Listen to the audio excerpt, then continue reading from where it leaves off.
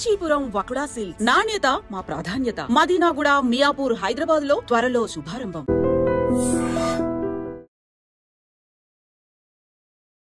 Hi, hello, నమస్తే, welcome back to iDream media. ఈరోజు మనతో ఉన్నారు 30 yearsగా లా ప్రాక్టీస్ చేస్తూ ముఖ్యంగా ఇమ్మిగ్రేషన్ మనకి లాయర్గా ఉన్న రాహుల్ రెడ్డి గారు మనతో ఉన్నారు. ఈ స్టూడెంట్ వీసాకు సంబంధించి ఓపీటీ అండ్ స్టెమ్ ఎక్స్టెన్షన్ గురించి ఈరోజు ఎపిసోడ్లో మాట్లాడబోతున్నారు. మీకు ఏ డౌట్స్ ఉన్నా సరే కామెంట్ సెక్షన్లో మెన్షన్ చేయండి. దానిపై మరిన్ని సిరీస్ ఎపిసోడ్స్ రానున్నాయి. Hi sir. నమస్కారం. బాగున్నారా? బాగున్నాను sir. How are you? Good. Sir, ముఖ్యంగా స్టూడెంట్ వీసా మీద ఎవరైతే వెళ్తూ ఉంటారో వాళ్ళు ఇనిషియల్ పీరియడ్లో వాళ్ళకి ఓపీటీ మీద ఇచ్చే ఈ టైం పీరియడ్ అనేది ఏ విధంగా ఉంటుందంటారు? లేటెస్ట్గా దాని మీద ఎటువంటి అప్డేట్స్ రానున్నాయంటారు? ఇప్పుడు నార్మల్గా డిగ్రీ చేసేటప్పుడు కానీ బ్యాచిలర్స్ కానీ మాస్టర్స్ చేయగానే మన పిల్లలు ఎక్కువ మంది మాస్టర్స్ పోతుంటారు కాబట్టి మాస్టర్స్ గురించి ఎక్కువ మాట్లాడదాం. మాస్టర్స్ డిగ్రీ అయిపోయిన తర్వాత వాళ్ళకు ఓపీటీ అని 1 year వర్క్ పర్మిట్ ఇస్తారండి. ఆ వర్క్ పర్మిట్ వచ్చినప్పుడు వాళ్ళు కంపల్సరీ వర్క్ చేయాలన్నట్టు. ఓకే. వాళ్ళకు ఒకవేళ జాబ్ రాకపోతే ఆ ఓపీటీ అనేది క్యాన్సిల్ అవుతుంది. వాళ్ళకు ఒక ట్రాకింగ్ సిస్టమ్ ఉంటుంది, సివిస్ ట్రాకింగ్ సిస్టమ్ అని ఉంటుంది అన్నట్టు. ఆ ట్రాకింగ్ సిస్టంలో వాళ్ళు ఇన్ఫామ్ చేయాలి, మీ ఎంప్లాయర్ ఎవరు, ఎక్కడ ఉంటున్నావు నువ్వు, ఇవన్నీ ఇన్ఫామ్ చేయాలన్నట్టు. అయితే ఆ 1 year పీరియడ్లో 90 days అన్ఎంప్లాయ్మెంట్ అలౌడ్ అండి. 90 days వరకు 90 days without employment 90 days unemployment allowed. ఒకవేళ 91 day కనుక వచ్చింది అనుకోండి, ఖతం, సివిల్ సిస్టమ్ నుంచి వాళ్ళని కిక్ అవుట్ చేసి పడేస్తారు. అంటే అతను F1 వీసా ఖతమైంది, అక్కడ ఉండటానికి వీల్లేదు, అక్కడ ఓపీటీ అన్నది అతనికి వచ్చిన పర్మిట్ కూడా ఆటోమేటిక్గా క్యాన్సిల్ అయిపోతుంది అన్నట్టు. సో ఈ లోపల ఇతను ఎంప్లాయ్మెంట్ తీసుకోవడం కంపల్సరీ అవుతుందండి. సో ఈ లోపు ఎంప్లాయ్మెంట్ వచ్చింది అనుకుందాము, ఆఫ్టర్ 1 year ఆ ఎంప్లాయ్మెంట్ మీద ఎటువంటి ప్రొసీజర్ ఉంటుంది? స్టెమ్ ఎక్స్టెన్షన్ అనేది కంపల్సరీ చేయించుకోవాలి. అసలు స్టెమ్ ఎక్స్టెన్షన్ ఎందుకు చేయించాలంటే? అయితే ఇప్పుడు నార్మల్గా డిగ్రీస్ అక్కడ 2గా డివైడ్ చేస్తారండి. ఒకటేమో స్టెమ్ డిగ్రీ అంటే నార్మల్గా సైన్స్ కానివ్వండి, తర్వాత ఫిజిక్స్ కానీ, మ్యాథ్స్ కానివ్వండి, తర్వాత కంప్యూటర్ సైన్స్, ఇంజనీరింగ్ డిగ్రీస్, ఇవన్నీ స్టెమ్ డిగ్రీస్ అంటారండి. ఓకే. గవర్నమెంట్ అక్కడ పిల్లల్ని స్టెమ్ డిగ్రీస్ చేయడానికి ప్రమోట్ చేయడానికి ఈ స్టెమ్ ఎక్స్టెన్షన్ ఒకటి పెట్టింది అన్నట్టు. అంటే వీళ్ళకు మాస్టర్స్ డిగ్రీ కంప్లీట్ అయిపోయిన తర్వాత, అంటే కంప్యూటర్ సైన్స్లో మోస్ట్లీ మన వాళ్ళందరూ కంప్యూటర్ సైన్స్లో చేస్తారు కాబట్టి దాని గురించి ఎక్కువ మాట్లాడుకుందాం. సో అందులో ఫస్ట్ 1 year ఓపీటీ అని వర్క్ పర్మిట్ ఉంటుంది. ఆ వర్క్ పర్మిట్ అయిపోయిన తర్వాత అతనికి జాబ్ ఉంటే ఇంకొక 2 years వర్క్ పర్మిట్ వస్తుందండి. దాన్ని స్టెమ్ ఎక్స్టెన్షన్ అంటారు అన్నట్టు. ఆ స్టెమ్ ఎక్స్టెన్షన్లో కూడా 90 days అన్ఎంప్లాయ్మెంట్ అలౌడ్ అక్కడ, అందులో కూడా. అయితే రెండిట్లో కలిపి 150 రోజులే. అంటే ఎక్కడో ఒక దగ్గర తగ్గించుకోవాలన్నట్టు. ఇక్కడ 90 days, అక్కడ 90 days బ్యాక్స్, ఓవరాల్గా 150 days దాటకూడదు అన్నట్టు. స్టెమ్ ఎక్స్టెన్షన్లో కూడా జాబ్ కంపల్సరీ ఉండాలి, జాబ్ కంపల్సరీ చేయాలి. అంటే 180 days పక్కన పెడితే యాక్చువల్లీ 150 90 + 90 కాదు అక్కడ. ఇక్కడ 60 ఇవ్వాలన్నా అక్కడ 70 ఎక్కడో కంట్రోల్ చేసి పెట్టాలన్నట్టు. సో ఇన్ కేస్ ఈ స్టెమ్ ఎక్స్టెన్షన్ కన్నా ముందు తనకి జాబ్ పోయినట్లయితే ఓపీటీ టైంలో ఇంకా స్టెమ్ ఎక్స్టెన్షన్ కూడా ఉండదు అంటారు. ఒకవేళ స్టెమ్ ఎక్స్టెన్షన్ చేసే టైంలో ఓకే, మీకు మొదలే స్టెమ్ ఎక్స్టెన్షన్ ఓపీటీ అయిపోక ముందే మీకు 3 months ముందే స్టెమ్ ఎక్స్టెన్షన్ ఫైల్ చేసుకోవచ్చు. ఒకవేళ స్టెమ్ ఎక్స్టెన్షన్ ఫైల్ చేసుకునే తప్పుడు ఒకవేళ జాబ్ లేదనుకోండి, ఇక మనని గోవింద, అతనికి మాత్రం ఆ స్టెమ్ ఎక్స్టెన్షన్ రాదు. కంపల్సరీ అప్పుడు జాబ్ ఉండాలి. సో కంపల్సరీ ఓపీటీ టైంలో జాబ్ ఉండాలి అండ్ అది ఎక్స్టెన్షన్ టైంలో కంపల్సరీ జాబ్ ఉండాలి. ఓపీటీ మొదలైనప్పుడు ఉండనక్కర్లేదు, ఓపీటీ ఎండ్ అయ్యేటప్పుడు మాత్రం కంపల్సరీ ఉండాలి, లేకపోతే మనోడు గోవింద అవుతాడు, స్టెమ్ ఎక్స్టెన్షన్ రాదు. సో ఓవరాల్గా how long they can stay? 3 years time duration proper stay చేయొచ్చు? అవునండి, 3 years. అంటే 2 years ఏమో వీళ్ళు మాస్టర్స్ చేస్తారు. టిపికల్గా 1.5 year వీళ్ళు మన వాళ్ళు పోయేది ఆగస్ట్ పోయిన తర్వాత మే జూన్ కల్లా గ్రాడ్యుయేట్ అవుతారు నెక్స్ట్ ఇయర్కు. అంటే 1.5-2 years వీళ్ళు గ్రాడ్యుయేట్ అయిపోయిన తర్వాత మళ్ళీ వీళ్ళకు 3 years. ఫస్ట్ ఓపీటీ 1 year, తర్వాత స్టెమ్ ఎక్స్టెన్షన్ 2 years. ఈ 3 years పర్మిట్ ఉంటుంది, వర్క్ పర్మిట్. ఈ లోపల కనుక మనోడు లాటరీ, H1B లాటరీ మీకు తెలుసు కదా, మార్చ్లో 80,000 members H1B లాటరీ చేస్తారు కదా. అప్పుడు చేసినప్పుడు ఇతను ఎంప్లాయర్ H1B లాటరీ చేస్తే H1B వచ్చేస్తేనేమో ఖతం అన్నట్టు. ఓపీటీ స్టెమ్ ఎక్స్టెన్షన్ ఈ అబ్బాయికి అవసరం లేదు, H1B మూవ్ అవుతాడు అన్నట్టు. ఒకవేళ రాకపోతే, అప్పుడు కూడా రాకపోతే ఇక మళ్ళా వేరే వీసా పోవడం కానీ లేదంటే వెనకకు రావడం కానీ అవసరం పడుతుందండి వీళ్ళకు. ఈ ఓపీటీ స్టెమ్ ఓపీటీ రెండు సిమిలర్ అనిపిస్తుంది సార్, డిఫరెన్సెస్ ఏం లేవా ఈ రెండిట్లో? చాలా డిఫరెన్స్ ఉందండి. ఓపీటీ ఉన్న స్టెమ్ ఎక్స్టెన్షన్ చాలా డిఫరెన్స్ ఉంది.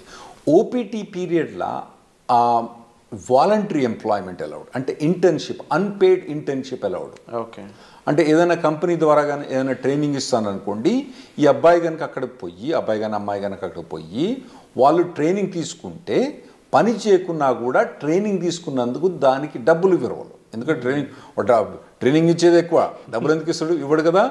ఇవ్వనప్పుడు కూడా ఇతను ఓపీటీ పీరియడ్లో అక్కడ ట్రైనింగ్ తీసుకుంటే అది ఎంప్లాయ్మెంట్ కింద కౌంట్ అవుతుందండి. ఓకే.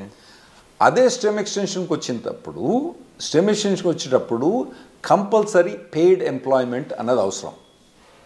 ఓపీటీ పీరియడ్లో ఏమో వాలంటరీ ఆర్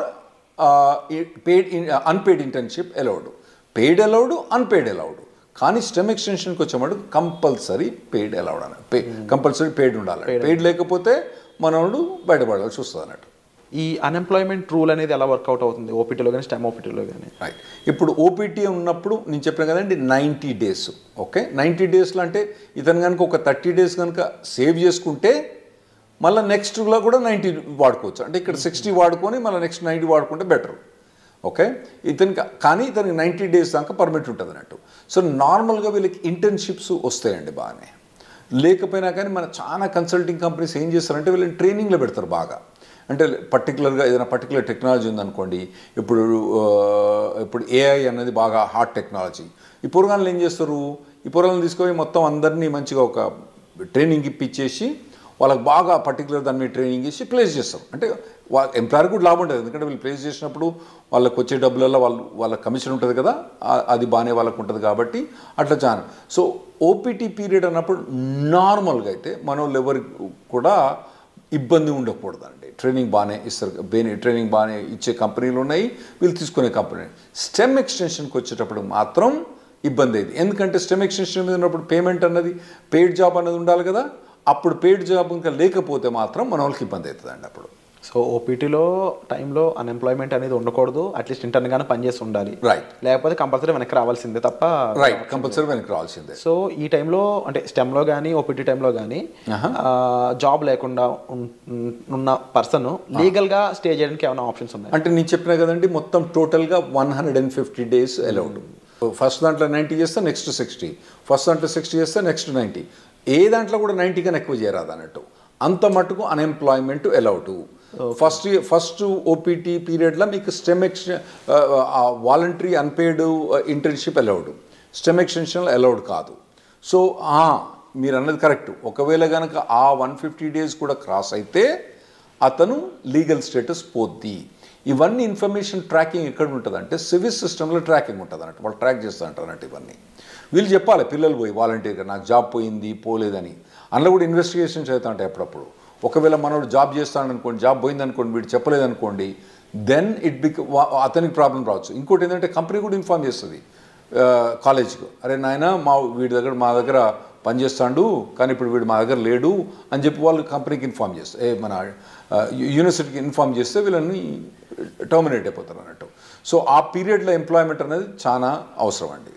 అయితే ఈ స్టెమ్ ఎక్స్టెన్షన్లో 40 hours జాబ్ అవసరం లేదు, 25-30 hours జాబ్ కూడా చేసుకోవచ్చు. ఒకవేళ కనుక అతనికి తక్కువ జాబ్ ఏదైనా దొరికిందనుకోండి, తక్కువ టైంలో దొరికిందనుకోండి, స్టెమ్ ఎక్స్టెన్షన్లో ఆ 25 hours 30 hours కూడా చేసుకోవచ్చు అన్నట్టు. ఇది స్టెమ్ ఎక్స్టెన్షన్. ఫస్ట్ 1 year కాదు, తర్వాత నెక్స్ట్ 2 yearsలో. ఓపీటీలో ఇన్ కేస్ ఈ ఫ్రీ జాబే ఉంది, ఇంకా అవును నెక్స్ట్ స్టెమ్ ఎక్స్టెన్షన్ ముందు కూడా ఫ్రీ జాబే ఉంది అంటే ఓపీటీ నుంచి స్టెమ్ ఎక్స్టెన్షన్ పోయేటప్పుడు ఆ స్టెమ్ ఎక్స్టెన్షన్ జాబ్ అన్నది కంపల్సరీ పెయిడ్ జాబ్ ఉండాలి, లేకపోతే USCIS పర్మిషన్ ఇవ్వదు, స్టెమ్ ఎక్స్టెన్షన్ ఇవ్వదు.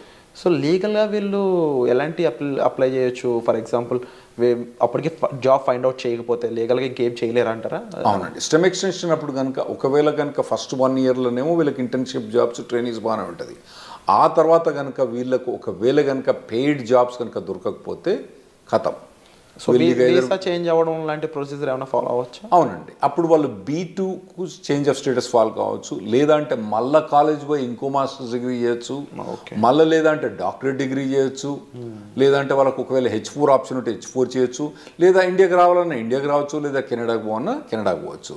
సో అప్పుడప్పుడు మన వాళ్ళు జనాలు వచ్చి చెప్తా అంటారు, నేను 2 మాస్టర్స్ డిగ్రీ చేసినా 3 మాస్టర్స్ డిగ్రీ చేసినా అంటారు. వీళ్ళు ఏంది అక్కడ 2 మాస్టర్స్ డిగ్రీ చేసింది ఎందుకు, ఆడ పోయి వాళ్ళు ఏదో మాస్టర్స్ డిగ్రీ ఇంకో మాస్టర్ డిగ్రీ ఉంటే వాల్యుయేషన్ అని కాదు.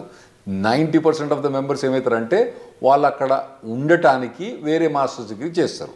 అది ఇంకోటి మీరు అడగొచ్చు ఏంటంటే, మరి ఇంకో మాస్టర్స్ డిగ్రీ చేస్తే మళ్ళీ 3 ఏళ్ళు పర్మిట్ వస్తుందా? గ్రేస్ పీరియడ్స్ ఎలా ఉంటాయి అసలు? ఒక లెవెల్ ఆఫ్ డిగ్రీకి ఒక ఓపీటీ, ఒక స్టెమ్ ఎక్స్టెన్షన్, ఇంకో లెవెల్ ఆఫ్ డిగ్రీకి ఒక ఓపీటీ, ఒక స్టెమ్ ఎక్స్టెన్షన్. అంటే బ్యాచిలర్స్ డిగ్రీకి ఓపీటీ స్టెమ్ ఎక్స్టెన్షన్ ఉంటుంది, మాస్టర్స్ డిగ్రీకి ఓపీటీ స్టెమ్ ఎక్స్టెన్షన్ ఉంటుంది, మళ్ళీ డాక్టరేట్ డిగ్రీ ఉంటుంది.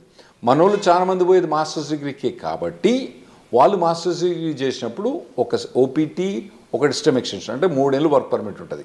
ఈ లోపల కనుక వాళ్ళకు జాబ్ పోతే వాళ్ళు మళ్ళీ వేరే మాస్టర్స్ జాయిన్ అయ్యి మళ్ళీ మాస్టర్స్ తీసుకుంటే మళ్ళీ ఓపీటీ అన్నది రాదు. ఓవరాల్గా మాస్టర్స్ అనేది ఒకే ఓపీటీ, ఒకటే మళ్ళీ మాస్టర్ చేసి ప్రతిసారి మాస్టర్ చేసినప్పుడు ఓపీటీ మళ్ళీ అది వస్తుందా? రాదు. అండ్ ఇన్ కేస్ జాబ్ వచ్చాక జాబ్ ఛాలెంజెస్ అనేవి ఏ విధంగా ఉంటాయి వీళ్ళకి? ఉంటాయండి, జాబ్ ఛాలెంజెస్ బాగా టఫ్గా ఉంటాయి. ఎందుకంటే వీళ్ళు నార్మల్గా కన్సల్టింగ్ కంపెనీ ద్వారా పోతారు కాబట్టి వీళ్ళకి జాబ్ డ్యూటీస్ హెవీగా ఉంటాయి, జాబ్ ఛాలెంజెస్ ఉంటాయి. నేను నార్మల్గా స్టూడెంట్స్కి ఏం చెప్తా అంటే, ఇక్కడ మీరు ఇంజనీరింగ్ చేసేటప్పుడు, ఇండియాలో ఇంజనీరింగ్ చేసేటప్పుడు మీరు ఇంటర్న్షిప్స్ చేయండి. వేరే కంపెనీస్లలో, సాఫ్ట్వేర్ కంపెనీస్లో ఇంటర్న్షిప్ చేయండి. ఇక్కడ నాకు తెలిసి ఇక్కడ చాలా software companies they are ready to take ఈ ఇంటర్న్స్ తీసుకుంటాను రెడీ ఉంటారండి. ఇంటర్న్షిప్ చేయండి, తర్వాత పర్టికులర్గా ఏ సాఫ్ట్వేర్ మీద కానీ ట్రైనింగ్ చేయండి, మోడల్ ప్రాజెక్ట్స్ చేయండి. ఇటువంటివన్నీ మీరు ఫస్ట్ ఇయర్ నుంచి చేసుకుంటే రావాలన్నట్టు. అంటే ఎలాంటి ఇండస్ట్రీస్ మోస్ట్లీ ఓపీటీని స్టెమ్ని ఎక్కువ రిక్రూట్ చేసుకుంటాయంటే? ఇప్పుడంటే మన వాళ్ళందరూ ఐటీలో పోతుండ్రు కాబట్టి ఐటీ ఇండస్ట్రీ గురించే మనకు ఎక్కువ ఉంటాయి. అంటే వేరే ఇండస్ట్రీ అంత మెచ్యూర్ కాలే. ఇప్పుడు వేరే మెకానికల్ ఇంజనీర్ కానీ, సివిల్ ఇంజనీర్ కానీ వీళ్ళకి పోతే వీళ్ళకు ఓపీటీ మీద జాబ్ కానీ, మెకానికల్ ఇంజనీర్ వాటి మీద ఓపీటీ స్టెమిషన్ చాలా కష్టమైంది అబ్బాయిలకు వాళ్ళకు. అదే ఐటీలో పోయిన వాళ్ళకి ఏంటంటే వీళ్ళకి ఒక పాత్వే ఉన్నది ఆల్రెడీ. చాలా మటుకు జాబ్ ఆపర్చునిటీస్ బాగానే ఉన్నాయి.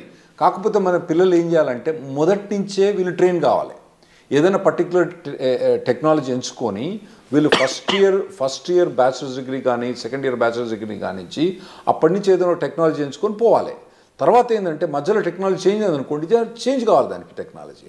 ఎందుకంటే టెక్నాలజీ ఎంత ఫాస్ట్గా చేంజ్ అవుతుందంటే ఆర్టిఫిషియల్ ఇంటెలిజెన్స్ ఏంటంటే 3 ఏళ్ల కింద దాని పేరేం లేదు, నవిడియా పేరేం లేదు. ఇప్పుడు అది number 1 company in the world అయిపోయింది. సో అట్లా టెక్నాలజీస్ అన్ని ఇప్పుడు అందరూ ఎవ్వరు కూడా ఆర్టిఫిషియల్ ఇంటెలిజెన్స్ అంటున్నారంటూ. కొన్ని కంపెనీస్ పనిచేస్తూ చెప్తారు, మాకు అసలు ఆర్టిఫిషియల్ ఇంటెలిజెన్స్ అవసరం లేదు, కానీ మా కంపెనీలో ఎందుకు హైర్ చేస్తున్నారో లేదు, వాడు రెజ్యూమ్ మీద ఆర్టిఫిషియల్ ఇంటెలిజెన్స్ బెటర్, వానికి ఒక ఏదైనా కోర్స్ కానీ, ఏదైనా ఒక 5 months ఎంప్లాయ్మెంట్ కానీ, ఇంటర్న్షిప్ కానీ ఉంటే తీసేసుకుంటారు మా దగ్గర అని చెప్తాను వాళ్ళు. సో అటువంటి హాట్ టెక్నాలజీస్ ఉన్న వాళ్ళు వీళ్ళు చూస్ చేసుకోవడం బెటర్. కాకపోతే కొద్దిగా మొదటి నుంచి కూడా ఒకవేళ, ఎందుకంటే ఇప్పుడు ఏఐ అంటున్నారు, అంతకుముందు డేటా సైన్స్ అన్నారు, రేపు ఇంకోటి అంటారు. సో ఇటువంటి ఏ ఒక్క టెక్నాలజీ కూడా ఒక పర్సన్ ట్రైన్ అయితే ఆ టెక్నాలజీ మారినప్పుడు ఈజీగానే అడాప్ట్ అయిపోతారు. నువ్వు ఉట్టిగానే కూర్చొని 4 ఏళ్ళు ఏం పని చేయకుండా, ఆ తర్వాత నువ్వు మాస్టర్స్ డిగ్రీ చేసేటప్పుడు కూడా ఏం ట్రైనింగ్ తీసుకోకుండా చక్కగా నువ్వు పోయి మాస్టర్ డిగ్రీ అయిపోయిన తర్వాత నువ్వు ఓపీటీకి పర్మిషన్ ఇచ్చి ఆడ పోయి జాబ్ ఏమంటే అప్పుడు కష్టమైంది. ఇప్పటి నుంచి మీరు బిల్డప్ చేసుకుంటూ పోవాలన్నట్టు.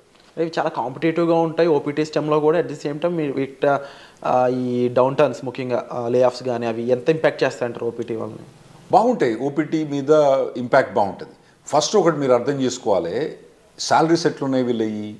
యుఎస్ శాలరీస్ 80 లక్షలు 90 లక్షలు ఉన్నది. ఏది ఓపీటీ స్టెమ్ ఎక్స్టెన్షన్ కూడా 80 లక్షలు 90 లక్షల నుంచి మొదలైతే వాళ్ళకి శాలరీస్. సో మనకి ఇక్కడ ఇండియాలో ఏంది, మీరు పెద్ద పెద్ద కంపెనీలు పోయినా అనుకోండి, అది వెరీ సర్ప్రైజ్. గూగుల్ అటువంటి కంపెనీస్లలో, అంటే నేను పర్టికులర్ గూగుల్ అని చెప్పాను, వేరే కంపెనీస్లో శాలరీ చూస్తే వాళ్ళకి ఏంది నెలకు 30,000, నెలకు 25,000, అంటే దాదాపుగా 4 లక్షలు 5 లక్షల ప్యాకేజ్ కూడా మా ఎక్కువ ఇక్కడ. ఏది ఎంట్రీ లెవెల్లకు అక్కడ 80 లక్షల నుంచి 90 లక్షల దాకా ప్యాకేజ్ ఉంది అక్కడ. అయితే అట్లా ప్యాకేజ్ ఉన్నప్పుడు ఇక్కడ వీనికేమో 5 లక్షలు వస్తా అంటే నీకు ఆడేమో 80 లక్షలు ఇస్తాను అంటే నీ పెర్ఫార్మెన్స్ ఎట్లా ఉండాలి? You have to be at least 10 times better than the guy who's working here. నువ్వు ఉన్నావా లేదా 10 times? లేనప్పుడు నువ్వు షార్ప్నెస్ స్కిల్ చేసుకోవాలి.